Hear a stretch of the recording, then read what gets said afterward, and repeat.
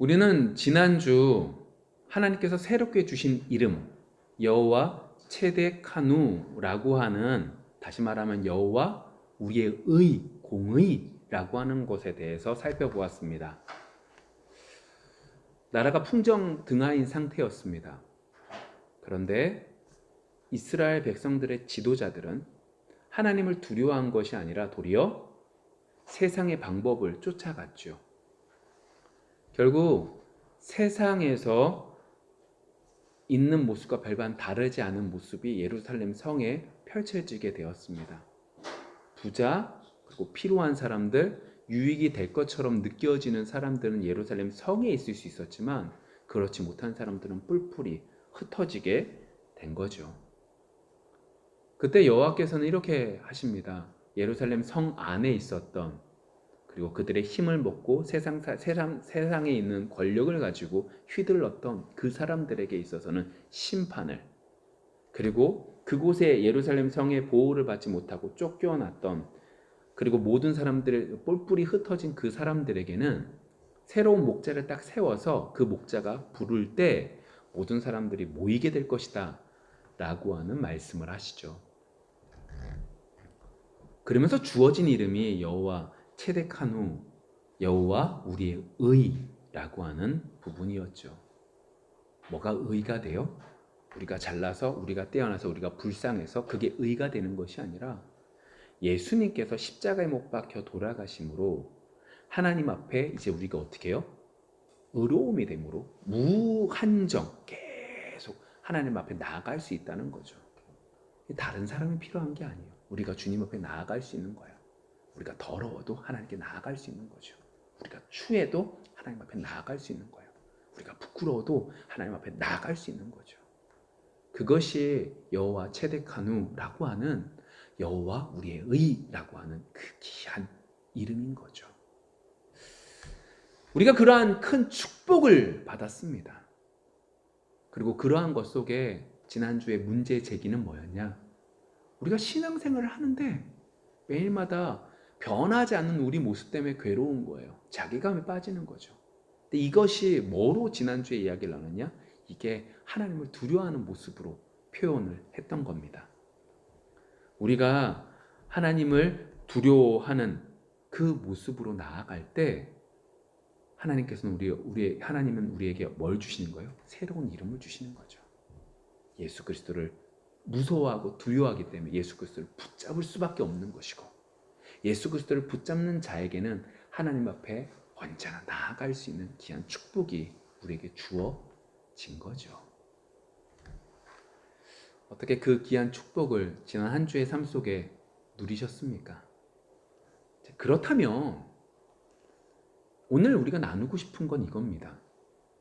하나님을 두려워하는 자, 다시 말하면 하나님의 말씀대로 살지 못하는 우리 자신 때문에 자괴감에 빠지고 우리의 자신 때문에 너무나 하나님 앞에 두려워하는 우리들에게 결국 어떠한 모습으로 변화가 되어지는가라고 하는 거죠. 하나님 두려워요, 무서워요, 이게 아니라는 거예요. 아니면 우리가 지난주 말씀 배웠으니까 우리의 의가 되신 예수 그리스도가 행동하신 그 행동을 그대로 따라하면 되는 건가? 그것도 아니라는 거죠. 그것이 불필요하다는 게 아니에요. 그것만이 전부가 아니라는 소리를 하는 거죠. 그러한 것 속에서 오늘 우리는 하나님을 두려워하는 그 모습 속에서 나타나는 자기 부인에 대한 이야기를 나누기를 원한다는 거예요. 다시요. 우리가 지난주 말씀을 통해서 하나님을 두려워하는 자, 그 사람에게 하나님은 새로운 이름을 주셨어요. 그러면 그러한 두려워하는 우리에게 있어서 결국 뭐가 나타난다? 자기의 부인의 모습이 나타난다는 거죠. 자기 부인, 교회에서 정말 많이 듣는 교회의 용어죠. 자기 자신을 부인한다는 거죠, 말 그대로. 이 자기 부인에 대한 것들을 우리는 종종 오해하게 됩니다. 어떻게 오해하냐? 우리의 마음속에 일어나는 여러 가지 것들을 이제 억누르는 걸 자기 부인이라고 오해한다는 거죠.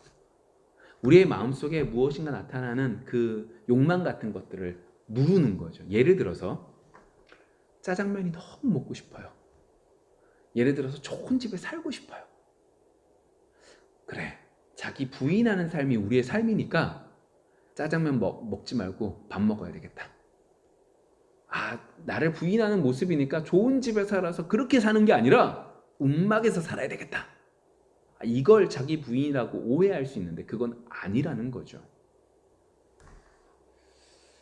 이러한 것들을 먹지 않고 이러한 집에서 살지 않는 것이 무조건 자기를 부인하는 것을 말하지 않는다는 걸 전제 속에서 오늘 제자와 제자들의 싸움을, 그 모습 속에서 나타나는 어떤 면에서 자기 부인의 모습이거든요. 제자들의 모습이.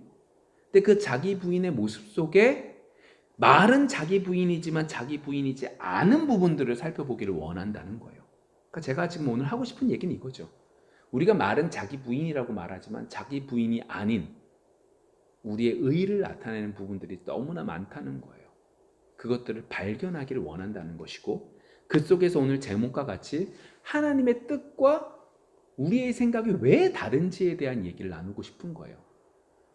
하나님의 뜻과 우리의 생각이 다르거든요.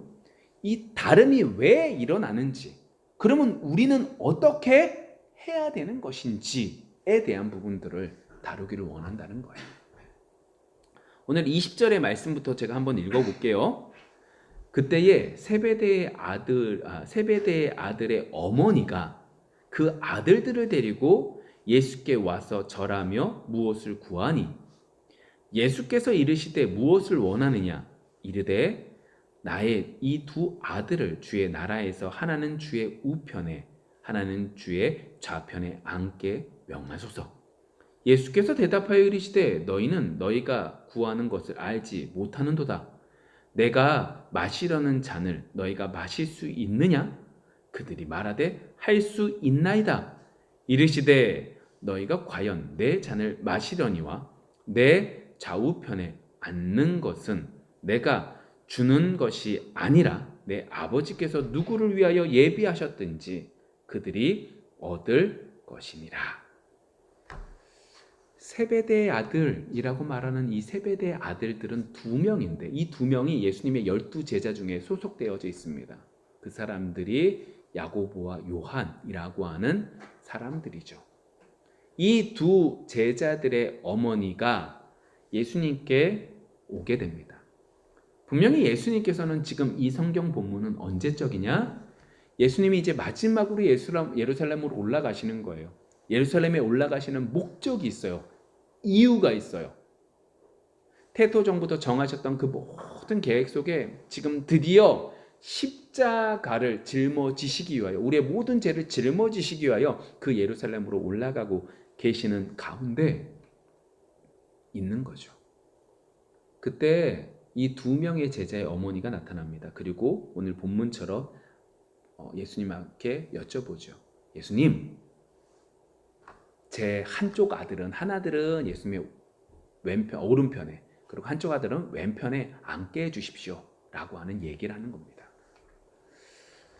아마도 이 어머니의 입장에서는 지금 예수님이 올라가시면 어떻게 될 거라고 생각하는 거예요?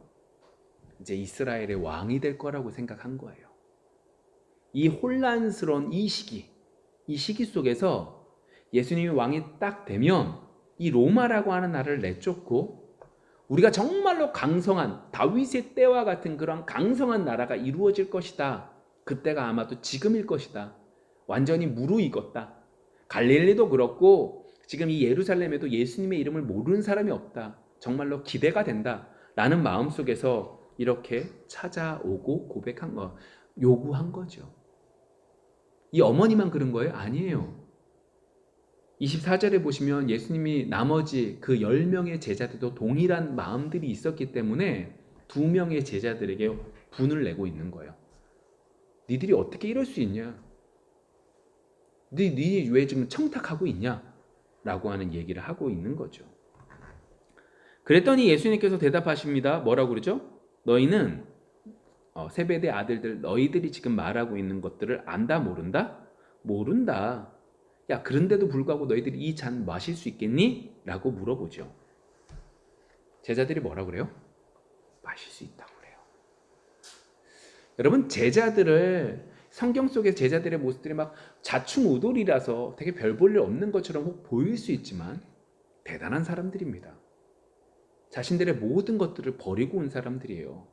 자신들의 배, 자신들의 가정, 자신들의 모든 것들을 버리고 예수님을 쫓았던 사람입니다.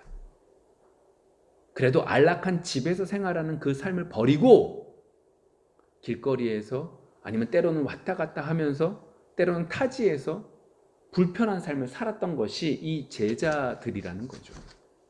지금까지 모든 것들을 버린 거예요. 자신의 모든 것들을 버렸던, 다른 말로 말해볼까요? 자기를 부인했던 삶을 살았던 이 제자들의 모습입니다. 그 모습 속에서 당연히 지금까지 그렇게 살았으니까 제가 당연히 할 수 있습니다 라고 말하고 있는 거죠. 그런데 우리는 분명히 알고 있습니다. 지금 이 제자들의 이 고백은 예수님이 원하셨던 자기 부인의 모습은 분명히 아니라는 거예요. 지금 제자들이 원하고 있는, 제자들이 지금 네 그렇게 하겠습니다 라고 말했던 이 고백은 어떤 의미냐? 여러분들 고진감래라고 하는 사자성어를 아십니까? 아시죠?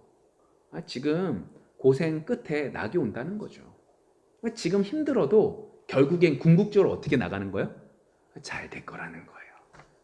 그 의미 속에서 지금 제자들은 쫓아왔고 세베대의 두 아들들은 그 고백을 하는 거예요. 예수님은 너희들 지금 이거 의미 깨닫지 못한다. 그런데도 이 잔 마실 수 있겠니? 네, 마실 수 있습니다.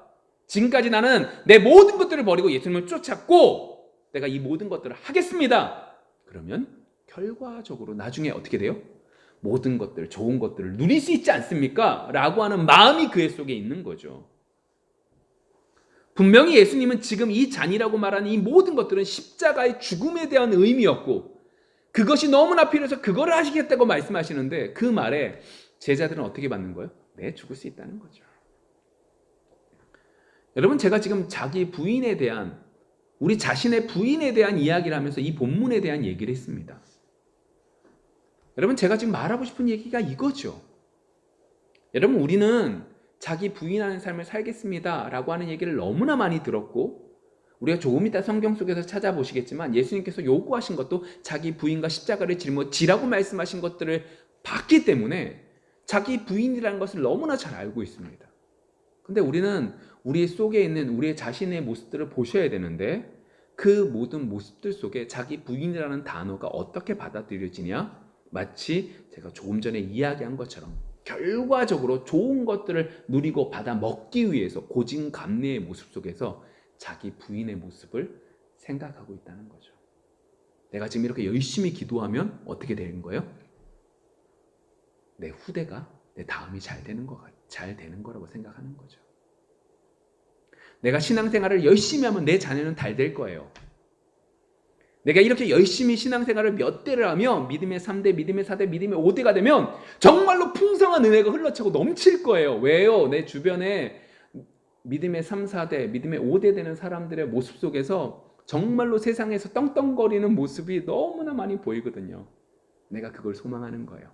그 마음이 있는 거죠. 그리고 그 마음 속에서 어떻게 해요?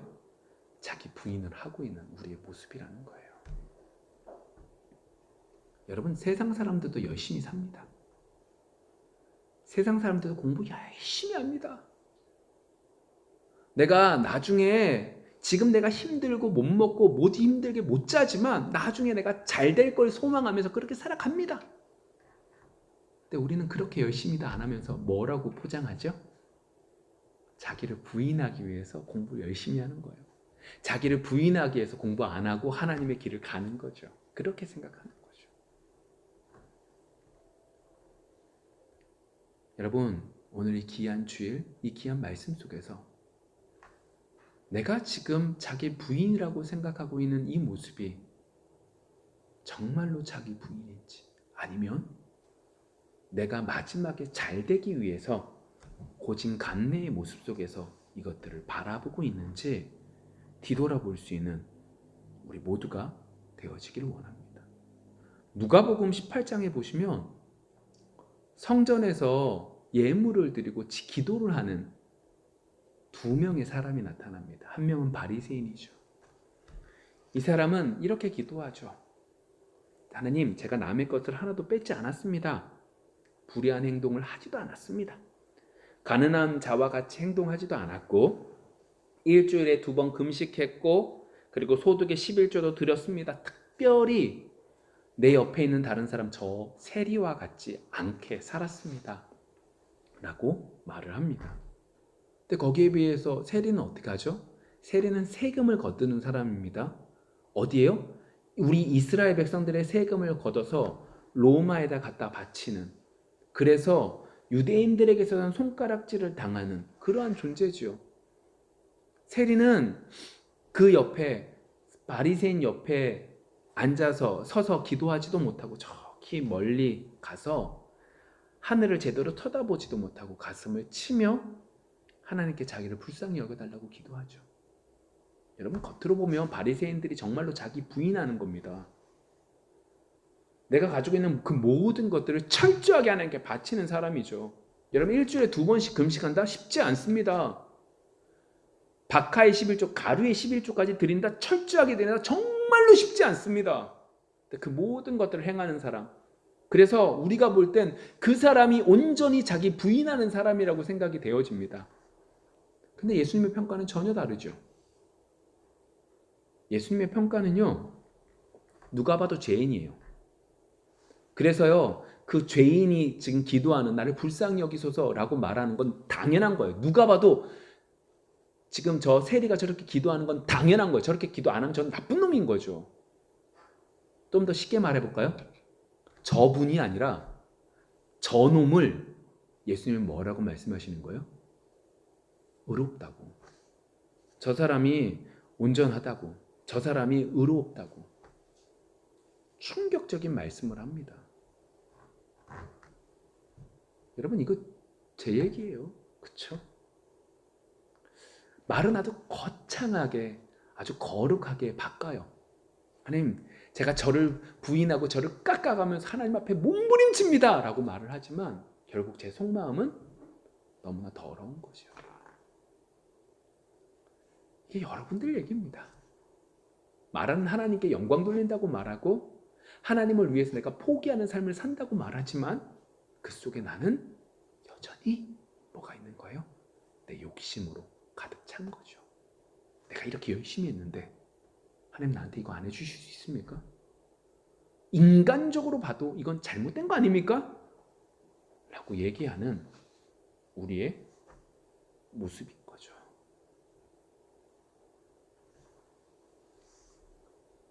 어떠십니까? 여러분들 속에 여러분들 자신을 부인하는 그 모습은 어떤 모습이죠? 잠깐 좀 더 나가볼게요. 그래. 내가 나를 부인하는 삶을 산다고 말을 하지만 왜 나는 그렇게 못 살까? 지금 말씀을 들어보니까 내가 정말로 내 추한 더러운 것을 숨기며 아주 거룩하게 포장하고 있네? 내가 왜 이런 삶을 살까? 오늘 그러한 부분들 속에서 우리가 이렇게 말할 수 있죠. 머리로 아는 지식이 진짜 신앙적인 거라고 오해하면 안 된다는 거죠. 좀 더 쉽게 말해볼까요? 잘한다 라고 하는 글자가 있습니다. 근데 이게 때로는 뭐가 되는 거죠? 비꼬는 말이 돼요. 잘한다! 못한다는 소리잖아요. 근데 진짜 잘한다 라고 말하면 진짜 잘하는 거잖아요. 그런데 마치 이건 이렇게 보시면 됩니다. 하나님은 잘한다 라고 말씀하신 걸 우리는 어떻게 받는 거예요? 나 잘하는 거구나 라고 받는 거라고요. 하나님의 뜻과 우리의 생각이 완전히 다르다는 것에 문제가 있다는 거죠. 보세요. 오늘 좀 전에 했던 그 말씀을 다시 보시면 이렇게 됩니다. 예수님께서 야고보와 요한에게 묻거든요. 야, 너희들 내가 마시는 잔을 너희 모른다? 이해하지 못한다? 근데 니네 마실 수 있니? 라고 물어보죠. 그랬더니 그들이 마실 수 있대요. 근데 예수님 또 말씀하시는 거예요. 뭐라고 말씀하시냐? 야, 너희들이 내 잔을 마시려고 한다면 마시겠지만 뭐 한다고요? 내 좌우에 앉는 거는 내가 하는 게 아니야. 내가 주는 게 아니라 아버지께서 누구를 위해서 주셨든 그건 그대로 되는 거야. 여러분, 이 말 이해할 수 있을까요? 못 이해할까요? 못 이해해요. 잔을 마셨으면 그렇게 했으면 내가 좌우에 앉아야 되는 거 아니에요. 그것도 아니에요. 이 도대체 무슨 말이야? 이해하지 못합니다, 제자들은. 그리고 제자들의 입장에서 한번 생각해 보세요. 제가 눈앞에 지금 뭐가 있는 거예요? 예수님이 짜잔! 하고 나라를 개혁할 그때란 말이에요. 내가 이제 올라가면 우리 예수님께서 이 모든 로마의 군인들을 내쫓고 더 강성한 나라가 되고 용사를 만들고 능력이 있어서 천사들이 내려서 막 승리하게 해줄 그때가 됐단 말이에요. 내가 아무리 지금까지 예수님에 대해서 여러 가지 이야기를 듣고 예수님의 능력을 받고 예수님이 하신 말씀을 배웠지만 그 배움이 눈앞에 진짜 이제 환상적인 천국이 펼쳐질 건데 그것이 어떻게 되는 거야? 내가 배운 그 모든 것들이 잊혀지는 거예요. 정말로 예수님이 하신 그 말씀을 이해했다면 제자들은 지금 싸워서는 안 돼요. 지금까지 예수님께서 하신 말씀들을 기억했다면 정말로 그 제자들이 이렇게 싸워서는 안 돼요. 왜요? 예수님께서는 지금까지 계속해서 몇 번에 걸쳐, 3번에 걸쳐, 이번이 3번째인데 3번에 걸쳐 계속해서 자신의 죽음에 대한 말씀을 하셨거든요. 올라가면 난 죽는다. 올라가면 종교 지도자들이 나를 죽일 거다. 근데 제자들은 그게 보이지 않아요. 눈앞에 이제 천국이 펼쳐질 거고 왕국이 펼쳐질 건데 내가 그 속에서 어디에 앉느냐가 중요한 거죠. 예수님이 말씀하신 그 의도를 제대로 깨닫지 못하는 거예요. 왜요? 죄인이라서요. 보세요. 그래서 17절에 예수님께서 이렇게 말씀하시는 거예요. 죽음에 대한 얘기를 정작 하시거든요. 예수께서 예루살렘에 올라가려 하실 때에 12 제자를 따로 데리시고 길에서 이르시되 보라 우리가 예루살렘으로 올라가노니 인자가 대제사장들과 서기관들에게 넘겨짐에 그들이 죽이기로 결의하고 이방인들에게 넘겨주어 그를 조롱하며 책찍질하며 십자가에 못 박게 할 것이나 제3일에 살아나리라. 그때에 세베대의 아들의 어머니가 그 아들들을 데리고 예수께 와서 절하며 무엇을 구하니. 죽음에 대한 얘기를 하시는 거예요. 근데 제자들은 못 알아들어요. 이해하지 못하죠. 딴 사람들도 아니고 종교 지도자들, 다시 말하면 유대 사회 속에 리더들과 척지면 어떻게 되는 거예요? 우리가 죽는 거예요. 예수님뿐만 아니라 다 죽는 거예요. 아니 정치인들 단체 국회랑 싸우면 어떻게 이기겠어요? 속되게 표현하면. 예수님은 그 말씀을 계속 하시는 거예요. 못 알아들어요. 못 알아들어요. 그래서 예수님은요, 오늘 성경 본문 전에 무슨 말씀을 하시냐? 천국에 대한 얘기를 하세요. 포도원 주인에 대한 얘기를 한다고요. 포도원에서 품꾼들이 가가지고 포도를 따는, 그래서 그 사람들에게 돈을, 품삯을 주는 그 내용을 말씀하시는 거죠. 포도원 주인이 추수할 때가 되어서 아침에 나아가서 사람들을 불러 모읍니다. 야, 내가 너희들한테 품삯을 줄게. 와서 일해. 좀 이따 가고 좀 이따 가고 좀 이따 가는데 계속해서 사람들이 있어서 그 사람들을 다 불러서 일을 시킵니다. 결국 나중에 마지막이 되어서 품삯을 나눠줄 때 어떻게 나눠주죠? 먼저 온 사람이나 늦게 온 사람이나 동일하게 줍니다. 여러분 이해되는 얘기예요? 이해 안 됩니다. 여러분들이 일을 하는데 이런 일을 겪으면 바로 데모하겠죠. 왜 이럴 수 있냐라고 말할 수 있죠. 근데 하나님의 평가가 뭐예요? 예수님이 뭐라고 말씀하세요? 야, 내가 너희들과 계약을 그렇게 했고 이렇게 주는 게 주인의 선하심 때문이다 라고 표현해요. 왜요? 여러분 오해하지 마셔야 되는 게 아침부터 불렀던 그 모든 품꾼들은 할 일이 있었던 사람이 없었던 사람들이에요? 없었던 사람이에요. 동일하게 아무 할 일이 없는 그 사람들을 부르신 거죠. 그리고 그 모든 것 속의 핵심은 뭐가 핵심이요? 주인의 선하심. 아, 하나님의 나라는 하나님의 선하심이 나타나는 거구나. 그 말씀을 하시면서 뭐에 대한 얘기를 하시는 거예요? 죽음에 대한 얘기를 하는 거예요. 우리가 바라고 소망하는 그 하나님의 나라는 하나님의 선하심이 나타나는 나라인데 그 선하심은 꼭 무엇으로요? 예수님의 십자가의 죽음이 있어야만 가능하다, 가능하지 않다? 가능하다는 거예요. 그래서 예수님은 그 길을 걸어가시는 거죠. 하나님의 크신 계획 가운데 그 모든 것들을 감당하시기 위해 한 걸음 한 걸음 나아가고 계시는 거죠.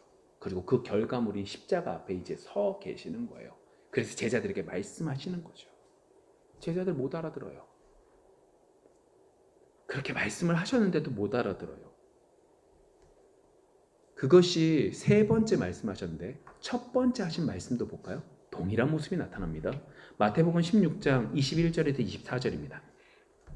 그때로부터 예수 그리스도께서 자기가 예루살렘에 올라가 장로들과 대제사장들과 서기관들에게 많은 고난을 받고 죽임을 당하고 제3일에 살아나야 할 것을 제자들에게 비로소 나타내시니 베드로가 예수를 붙들고 항변하여 이르되 주여 그리 마옵소서 이 일이 결코 죽게 미치지 아니하리이다.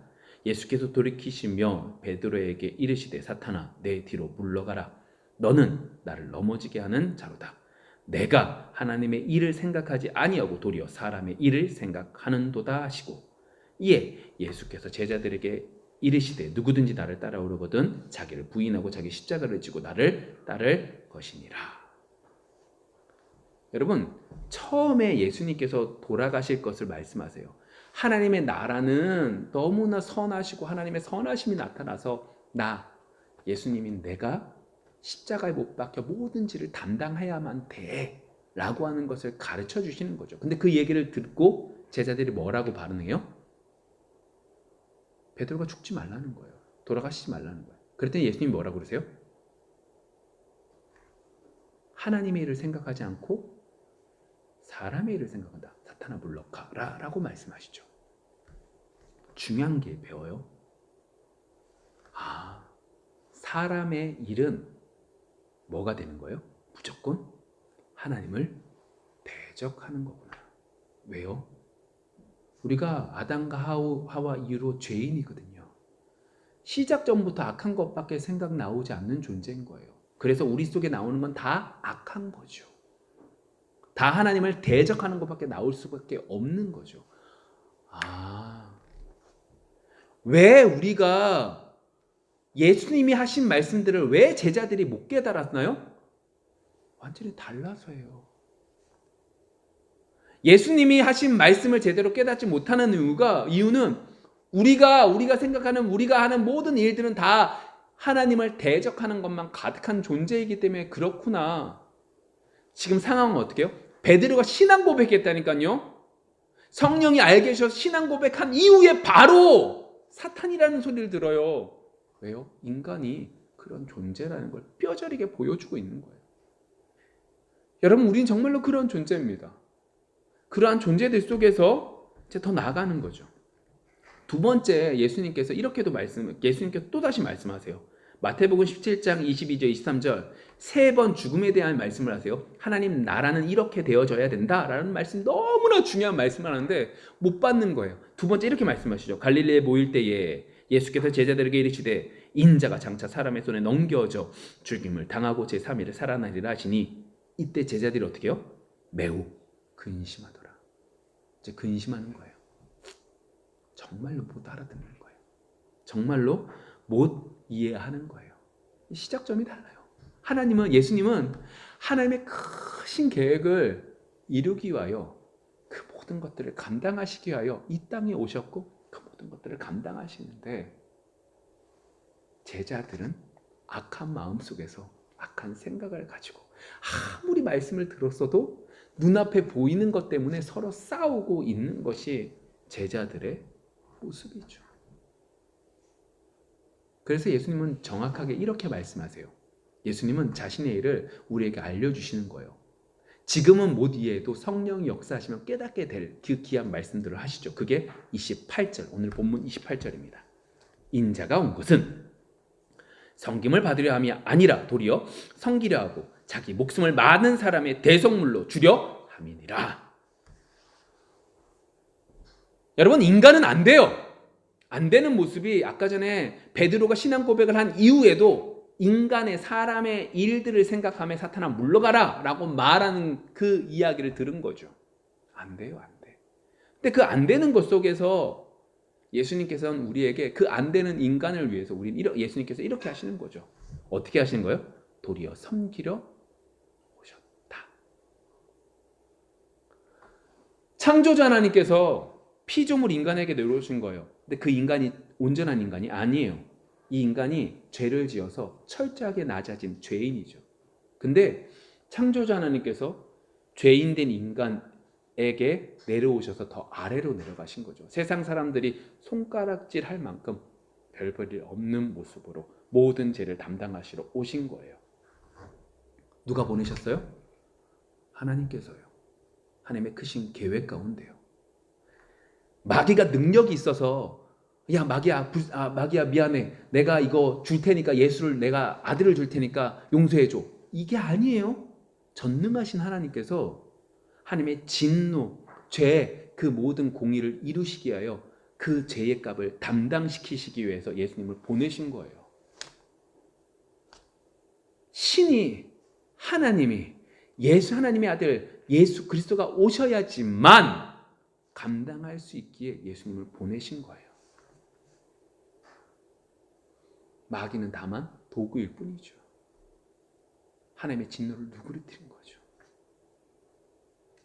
그래서 예수님이 이렇게 오신 거예요. 모든 사람들을 하나님의 뜻 가운데 자신의 목숨을 모든 사람들의 대속물로 바쳐지게 된 거죠. 여러분, 이게 머리로 이해되세요? 안 돼요. 오직 성령이 역사하셔야지만 하나님의 은혜가 있어야지 이것이 은혜가 되는 거죠. 이 축복을 예수님은 그대로 우리에게 보여주신 거예요. 이제 그렇다면 이 다음 정말로 하고 싶었던 얘기는 이거죠. 그렇다면 우리는 어떻게 해야 돼요? 지금까지 말씀을 나눴던 이 모든 이야기들을 정리하면 이렇게 되거든요. 우리는 하나님의 뜻을 이해할 수 있다, 없다? 없다! 없기 때문에 자기 부인을 자꾸 말씀하시지만 자기 부인이 아니라 나를 드러내고 고진감래로 내가 무엇을 얻기 위해서 그렇게 하는 우리의 모습을 보게 되는 거죠. 그걸 깨닫게 되는 거예요. 성경을 통해. 그것도 못 깨달았다가 성경을 통해서 그것도 깨닫는 거죠. 그래서 예수님은 묵묵히 자신의 일, 십자가에 달려가고 돌아가시기 위해서 묵묵히 가고 계시다면, 그렇다면 우리는 어떻게 해야 되느냐? 제자들은 그것도 깨닫지 못해서 서로 싸우고 있는 이 판국 속에서 우리는 어떻게 해야 되느냐? 그때 우리가 처음에 아까 전에 들었던 마가복음 8장 34절 35절의 말씀 속에서 우리가 조금 더 유추할 수 있는 거죠. 무리와 제자들을 불러 이르시되 누구든지 나를 따라오려거든 자기를 부인하고 자기 십자가를 지고 나를 따를 것이니라. 누구든지 자기 목숨을 구원코자 하면 잃을 것이요 누구든지 나의 복음을 위하여 자기 목숨을 잃으면 구원하리라. 자, 예수님께서 이렇게 말씀하시거든요. 자기를 부인, 지금까지 말했던 자기 부인 더불어서 자기 십자가를 지고 나를 따를 것이다. 뭐 하라는 거예요? 예수님께서 자기를 부인하고 내 십자가를 짊어지고 가면 뭐 한다는 거예요? 구원받는다는 거죠. 여러분, 여쭤볼게요. 자기 십자가를 짊어지는 건 뭐예요? 그럼 자기 부인이랑 자기 십자가를 짊어지는 것이 비슷한 것처럼 보이지 않으세요? 여러분, 오해하지 마세요.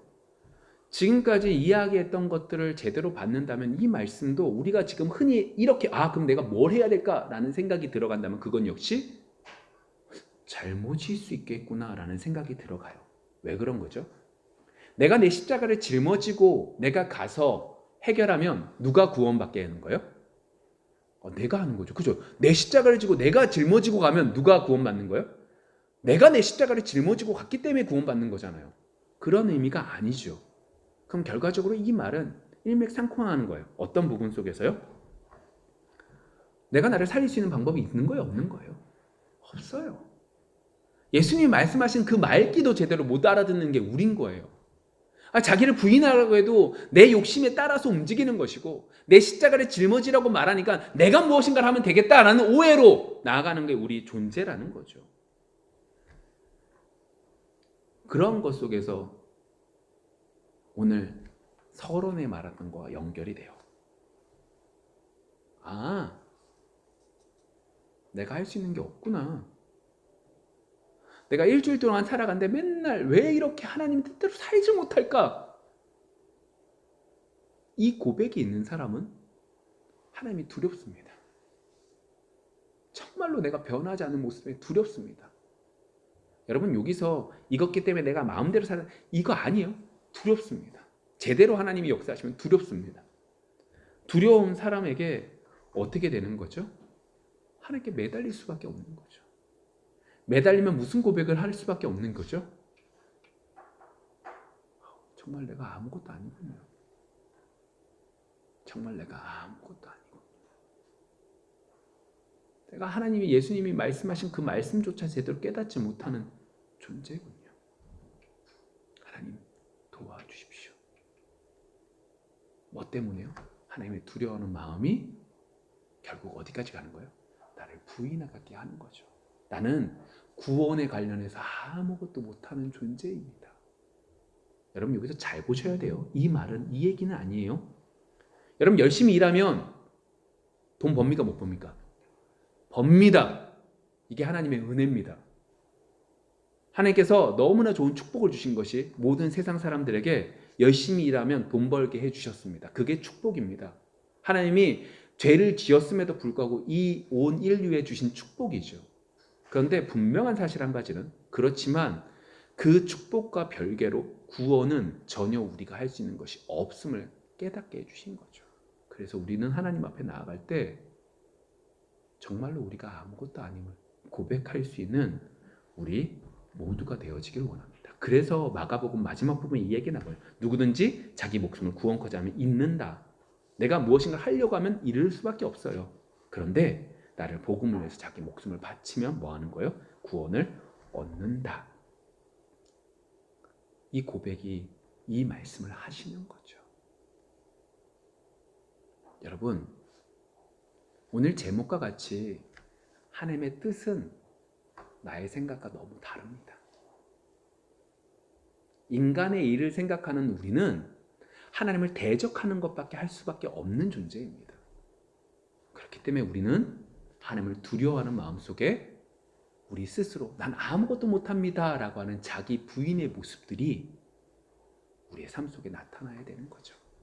이번 한 주 어떠한 일들이 여러분들 앞에 있을지 우린 모릅니다. 그러나 분명한 것은 하나님께서 그 모든 것들을 이끄시고 그 속에서 우리의 고백은 조금 전에 했던 그 고백과 같이 우리는 우리를 구원하는 존재가 못 됩니다. 하나님 도와주소서 라고 하는 그 모습이 우리의 모습 속에 풍성하게 나타나기를 소망합니다.